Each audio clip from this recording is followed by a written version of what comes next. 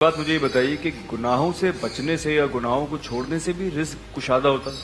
بھائی یہاں تک سن لیجئے، ایک صحابی نے کہا نا یا رسول اللہ میرا رزق تنگ ہے، فرمایا تو نے اپنے ماں باپ کے لیے دعائیں مغفرت کرنا چھوڑ دیا ہے، تو دعا مغفرت ماں باپ کے لیے نہ کرنا بھی رزق میں تنگی ہے، تو یہ گناہ ہے نا، یہ بری بات ہے۔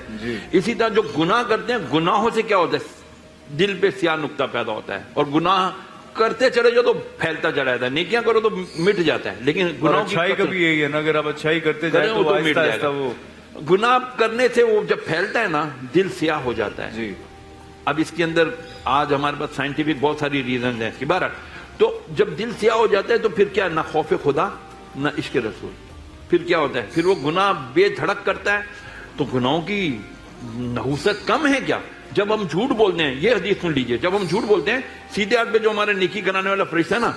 وہ 1 میل دور چلا جاتا ہے اس کی بدبو سے، جھوٹ کی بدبو سے، تو اب ہم بولتے چلے جائیں گے، وہ پتہ نہیں کتنی دور ہو جائے گا، اب ہمیں نیکیاں کون کرائے گا؟ یہ برائی کی طرف راغب کرنے والا جو جن ہے، شیطان ہے، وہ ہمیں کرے گا یہ کر، یہ دیکھ، وہ کر، یہ کر۔ اور آپ یہ سوچئے آج کل جھوٹ بولنا کتنا نارمل ہے ہمارے معاشرے کے اندر، اور فن ہے، فن۔ ہمارے یہاں ایک نام رکھ دیا گیا ہے اس کا، I'm sorry to say that، اس کو کہتے ہیں یار کیا کہ کچھ نہیں یار، چونا لگا دیا، اور وہ لگتا یہ ہے کہ یار ایک فنی بات ہے، لیکن آپ نے کسی کا حق مار دیا، آپ نے کسی کو دھوکہ دے دیا،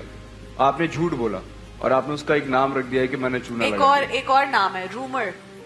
آج کہتے ہیں رومرز ہیں کہ یہ ہو رہا ہے، وہ آپ کو نہ آپ کو کنفرمیشن ہے نہ کسی اور کو، بٹ آپ نے رومر کہہ کے اس کو پھیلا دیا، اور کوئی آپ کی ذمہ داری نہیں ہے، سب کی پکڑ ہوگی نا۔ کیا آپ نے کسی سے سنا، کسی نے کسی سے سنا، اور آپ نے بات جھوٹا ہونے کے لیے کافی ہے، نبی نے فرمایا کہ وہ بات کسی بات کو بغیر تصدیق کیے اور فوراً شہریار صاحب ایک اور اسی سے میرے دماغ میں آیا، پہلے تو یہ ہم بچپن سے ہمیں تھا نا، امی کہتی تھی ہمیشہ سمجھایا کہ اگر کسی کے بارے میں غلط بات کسی ایک انسان کو کی ہے تو اس ایک انسان کو جو پتا چلا اس کا حساب ہوگا۔ اب ڈال دیتے ہیں سوشل میڈیا پر،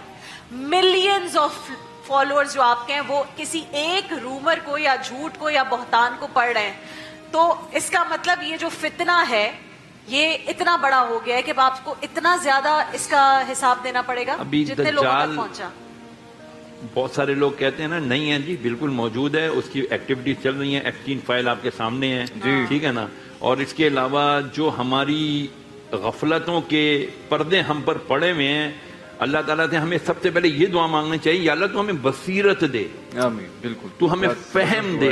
تو ہمیں فراست عطا فرما کہ ہم دیکھ تو سکیں، ہم تو سوائے دنیا کے فائدے اور نقصان کے کچھ دیکھ ہی نہیں رہے، آخرت کا فائدہ نقصان ہماری دنیا کے کاموں میں اتنے آکوپائیڈ ہیں ہم سب لوگ کہ اب اس بارے میں سوچنے کے لیے نا ہمیں اپنا دھیان لگانا پڑتا ہے، جبکہ ایز اے مسلم یہ چیز جو ہے یہ ہماری انسٹنکٹ میں ہونی چاہیے، لیکن آپ دیکھیں ہمیں اب دھیان لگانا پڑتا ہے۔ بریک کا میرے خیال سے کہہ رہے ہیں، بریک لینا شہریار داؤد صاحب، بہت بہت شکریہ۔ مجھے پتا ہے شہریار صاحب کے ساتھ جو وقت ہوتا ہے وہ اتنی جلدی گزر جاتا ہے کہ ہم چاہتے ہیں کہ اور بھی سوالات کیے جائیں، اور بھی وظیفے ہوں۔ دیکھیے محفل رمضان لائیو ٹرانسمیشن روزانہ دوپہر 2 بجے سے صرف گرین انٹرٹینمنٹ پر۔